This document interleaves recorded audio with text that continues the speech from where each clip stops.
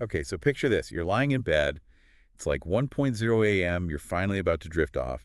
And then, boom, your phone just explodes with the notification. And it's that one person, you know what I'm talking about. The one who always texts at the worst possible time. Like, hey, you up? Ugh, tell me about it. I swear some people's internal clocks are just permanently set to night owl mode. Seriously. Yeah. And it's like they don't even realize that normal people actually need sleep. Right. It's almost like you become their late night entertainment. Exactly.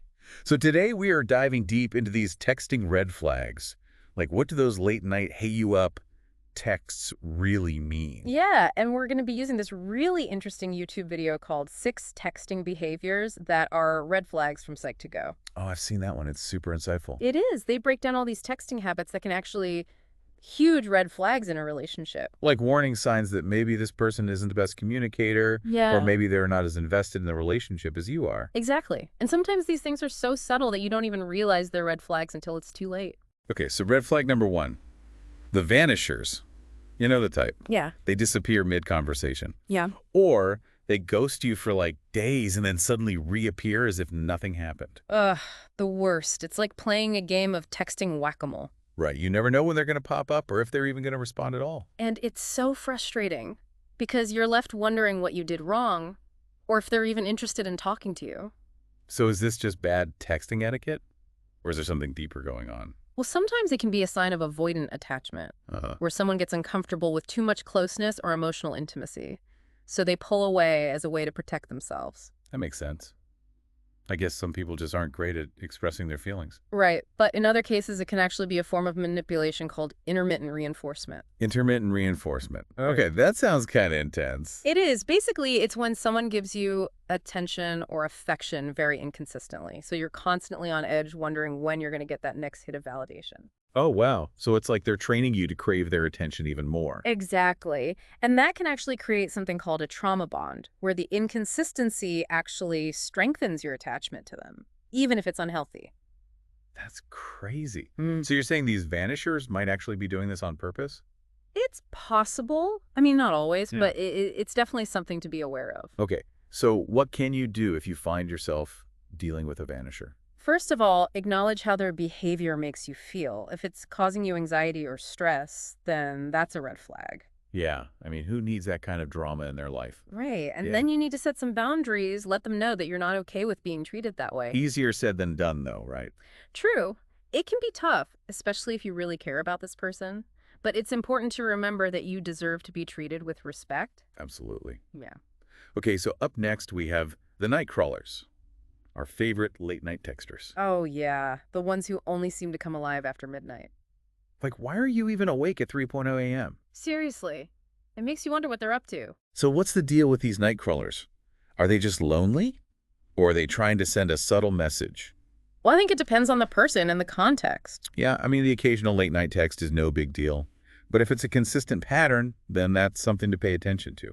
Exactly. Because it could be a sign that they're not really prioritizing you in their life. Like you're just an afterthought. Yeah, Or someone to talk to when they're bored. right. And it also makes you wonder about their lifestyle choices. Like, why are they always up so late? Maybe they're a vampire. Uh-huh, possibly. But more likely, they're just not great at managing their time, or they have different priorities than you do. Right. So it's important to think about whether their texting patterns align with what you're looking for in a relationship. Exactly. And it's okay to have different preferences. Some people are night owls, others are early birds. But the key is to find someone who respects your needs and communicates with you in a way that feels good. Absolutely. Communication is key in any relationship. Okay, so let's move on to another red flag, the minimalists. These are the people who give you one-word answers, no matter how much effort you put into the conversation. Ugh, the worst. It's like pulling teeth trying to get the decent response out of them. Right, you're like pouring your heart out, and all they can muster is a K, Or thumbs up emoji. the ultimate conversation killer. And it makes you feel so unimportant. Like they couldn't care less about what you have to say. Exactly. So what's going on here? Are they just bad texters? Or are they intentionally trying to shut down the conversation? Well, again, it depends on the context. Sometimes people are just busy or distracted. Right, like maybe their work, or they're dealing with something personal. But if it's a constant pattern, then it's a red flag because it shows a lack of effort and engagement. Like they're not really invested in the conversation. Yeah. Or in the relationship, for that matter. Exactly. And you deserve to be with someone who's excited to talk to you, someone who puts in the same amount of effort that you do. Absolutely. Communication should be a two-way street. Yeah. It should. And when it's not, it can create a lot of resentment and frustration. So if you find yourself constantly carrying the conversation, it might be time to reevaluate the relationship. Yeah. Because you deserve to be with someone who values your time and your thoughts. Okay, so we've talked about the vanishers, the night crawlers, and the minimalists. What's next on our list of texting red flags? Let's talk about the one-way texter. The one-way texter. What's that? These are the people who treat you like their personal newsfeed. Yeah. They'll bombard you with updates about their life, but they never seem interested in what's going on with you. Ugh, I know exactly what you mean. It's like they see you as an audience, not a participant in the conversation. Exactly. It's all about them, them, them. And they're completely oblivious to the fact that you might have something to say too. It's like they're talking at you, not with you. Right. And it can be incredibly draining because you're constantly giving them your energy and attention, but you're getting nothing in return. Yeah, it's like a one-sided emotional black hole. Yeah. And it can actually be a sign of narcissism, where someone is so self-absorbed that they don't even consider the other person's perspective. Wow, that's heavy. So how do you know if you're dealing with a one-way texter? Pay attention to the balance of the conversation. Are they always talking about themselves? Or do they ask you questions and show a genuine interest in your life? Right. If it feels like a one-way street, then that's a red flag. It is. And it's important to set boundaries with these types of people because they can easily drain you of your time and energy. Okay, so let's move on to the next red flag. The constant critic. Yes. The grammar police of the texting world. The ones who are always correcting your typos or pointing out your grammatical errors. Right. And it's never done in a helpful way. It's always meant to make you feel small or stupid. Like they're trying to prove their intellectual superiority. Exactly. And it can be incredibly damaging to your self-esteem. Because it makes you second-guess yourself and your communication skills. And it can also create a sense of tension and anxiety in the relationship. Like you're always walking on eggshells, afraid to say the wrong thing. Right. So if you're dealing with a constant critic, it's important to address the behavior directly. Yeah, let them know that their criticism is not welcome. And that you deserve to be treated with respect. Okay, so last but not least, we have the backhanded texter. Oh, these are the masters of passive aggression. The ones who disguise their insults as compliments. Or they'll make you feel guilty for not responding to their texts immediately. Like, oh, I guess you're too busy for me. Right. Or, it's fine, I understand if you don't want to talk. When really they're just trying to manipulate you into giving them more attention. Exactly. Yeah. It's a way of controlling the conversation and making you feel bad. So how do you deal with a backhanded texter? Well, first of all, don't take the bait. Don't let their comments get to you. Right, because they're just trying to push your buttons. And then calmly and assertively address the behavior. Like, I'm sorry if I didn't respond right away. I was actually in the middle of something. Exactly. Mm-hmm. Don't let them guilt you into feeling bad. Because you have a right to your own time and space. Absolutely. So there you have it, folks. The 6 texting red flags to watch out for. The vanishers, the night crawlers, the minimalists, the one-way testers, the constant critics, and the backhanded texters. These are all signs that someone might not be the best communicator, or that they're not as invested in the relationship as you are. So pay attention to these red flags. And don't be afraid to set boundaries. Because you deserve to be with someone who treats you with respect and makes you feel good. Absolutely. Okay, so we've covered a lot of ground here, but what does it all mean for our listeners? I think the biggest takeaway is that texting can reveal a lot about a person. Like their communication style, their emotional maturity, and how they view you. Exactly. So pay attention to those digital breadcrumbs. And don't be afraid to trust your gut. If something feels off, it probably is. Right. And it's okay to walk away from relationships that aren't serving you. Absolutely. Because you deserve to be happy and fulfilled. Couldn't agree more. Well, folks, that wraps up part 1 of our deep dive into texting red flags. We've explored some of the most common red flags, and we've given you some tips on how to deal with them. But there's so much more to uncover. In part 2, we'll be diving even deeper into the psychology of texting. And we'll be exploring the subtle nuances of communication that can make or break a relationship. So stay tuned. We'll be right back after the break. Okay, so we're back, and we're ready to decode even more texting red flags. It's like we're on a mission to crack the code of digital communication. Exactly. We've already uncovered some of the big ones, like ghosting and passive-aggressive comments. Right. But now I want to get into the more subtle stuff. The things that might not be as obvious, but can still be red flags. Oh, yeah. Like what? Well, for example, what about emojis? I mean, some people use a ton of them in every single text. That's interesting. I think it depends on the context and the person. Yeah, I mean, if you're just having a casual conversation and they're sending you heart eyes and kissy faces, it might be a little much. Right. It could be a sign that they're trying too hard to impress you. Or maybe they're just really enthusiastic texters. That's true. Some people are just more expressive than others. But I think it's important to pay attention to how their emoji usage makes you feel. Exactly. If it feels overwhelming or insincere, then that's a red flag. Okay, so what about the opposite end of the spectrum? People who never use emojis. That could be a red flag, too. It could be a sign that they're emotionally detached. Or that they're not really invested in the conversation. Right, because emojis can be a way of adding emotion and personality to your texts. So if someone is consistently using very few emojis, it might be a sign that they're not really feeling it. It's definitely something to pay attention to. Okay, so let's talk about another big one, response time. Oh, yeah. This is a controversial one. Because everyone has their own opinions about what's considered an acceptable response time. Right. And there's no hard and fast rule. But I think we can all agree that if someone is consistently taking hours or even days to respond, it's not a good sign. Especially if they're active on social media. Right, because it makes you feel like you're not a priority. Exactly. And it can lead to a lot of overthinking and anxiety. Like, what are they doing? Why aren't they responding to me? And it can really damage your self-esteem. So what should you do if someone is constantly leaving you unread?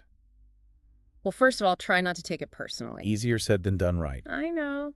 But it's important to remember that everyone has their own life and their own responsibilities. Right. Maybe they're just busy. But if it's a consistent pattern and it's bothering you, then you need to communicate your needs. Yeah, let them know that you would appreciate a quicker response time. And if they're not willing to make an effort, then it might be time to reevaluate the relationship. Because you deserve to be with someone who values your time and makes you feel important. Absolutely. Okay, so we've talked about emojis and response time. What other subtle texting red flags should we be aware of? Let's see. Well, what about punctuation? Punctuation. Like what? Like using excessive exclamation points or question marks? Oh, yeah. That can be annoying. It can come across as aggressive or desperate. Or like they're trying too hard to be funny. Right. It's like they're shouting at you through the phone. So what's the right amount of punctuation to use in a text? I think it depends on the tone of the conversation. Yeah, if it's a casual conversation with friends, you can be more relaxed with your punctuation. But if it's a more formal conversation or a conversation with someone you're trying to impress, you should probably use proper grammar and punctuation. Right, because it shows that you care and that you're taking the conversation seriously. Exactly. Okay, so what about the opposite end of the spectrum? People who use very little punctuation. That could also be a red flag. It could be a sign that they're not really engaged in the conversation. Or that they're just lazy texters. Right, because punctuation can be a way of adding emphasis and clarity to your messages. So if someone is consistently using very little punctuation, it might be a sign that they're not putting a lot of thought into their responses. It's definitely something to consider. Okay, so we've talked about emojis, response time, and punctuation. Are there any other subtle texting red flags that we should be aware of? Well, I think it's also important to pay attention to the overall tone of the conversation. Like if they're always negative or complaining? Right, or if they're constantly putting you down. Those are definitely red flags. Because it shows that they're not really respecting you or valuing your opinion. And it can be really draining to be around that kind of negativity. Exactly. So if you notice that the tone of the conversation is consistently negative, it might be time to step back. And reassess the relationship. Right, because you deserve to be treated with kindness and respect. Absolutely. Okay, so we've covered a lot of ground today.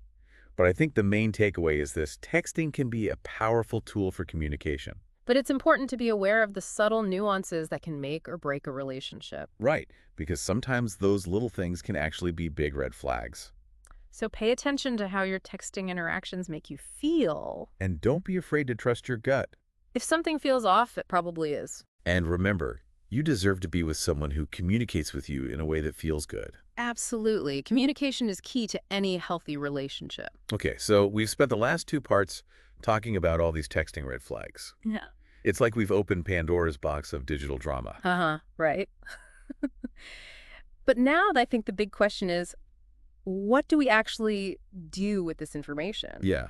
Like, it's one thing to be able to spot the red flags, Yeah. but how do we actually apply this knowledge to our real life? Exactly, because knowledge without action isn't very helpful. So let's talk strategy. What's the first step if we're noticing these red flags in our own texting conversations? I think the most important thing is to acknowledge how those behaviors make you feel. Right? Like, don't just brush it off. If something feels off, it probably is. Exactly. Our feelings are there for a reason. They're trying to tell us something. So if someone's inconsistency is making you anxious, or their lack of effort is making you feel unimportant, pay attention to those feelings. Because they're valid, and they're giving you valuable information. Okay, so we've acknowledged our feelings. What's next? Then it's time to set some boundaries. Boundaries. Okay. But how do you even set boundaries in the world of texting? It's all about communicating your needs and expectations. Right. Like, what are your deal breakers? What kind of communication style works best for you? Exactly. And once you know what those are, you can start setting some limits. So, for example, if someone's always texting you late at night and it's messing with your sleep. You could let them know that you're not available after a certain hour. Right. Or if someone's constant negativity is bringing you down, you could ask them to keep the conversation more positive. Exactly. It's all about being assertive and advocating for your own needs. But what if they don't respect your boundaries? That's when you have to make some tough decisions. Like, maybe it's time to distance yourself from that person. Because you deserve to be treated with respect and to be in relationships that make you feel good. Absolutely. Yeah. Okay, so we've talked about acknowledging our feelings, setting boundaries, and walking away from unhealthy relationships. Are there any other strategies we can use? I think it's also important to remember that texting is just one form of communication. Right. It's not the be-all and end-all of a relationship. Exactly. So if you're having trouble communicating with someone via text, Maybe try picking up the phone. Or even better, meeting up in person. because sometimes face-to-face interaction is the best way to clear up misunderstandings. And to build stronger connections. Absolutely. So, yeah, I think the biggest takeaway from all of this is that texting can be a great tool But it's important to use it wisely. and to be aware of the potential pitfalls. Right. Because those little digital breadcrumbs can tell us a lot about the people in our lives. So pay attention to the signs and don't be afraid to trust your gut. Because you deserve to be happy. Yeah. And to be in relationships that make you feel loved and respected. Couldn't agree more. Well, that's it for our deep dive into texting red flags. We hope you found it helpful and insightful. And remember, communication is key. So keep those lines of communication open. And don't be afraid to speak your truth. Thanks for listening. See you next time.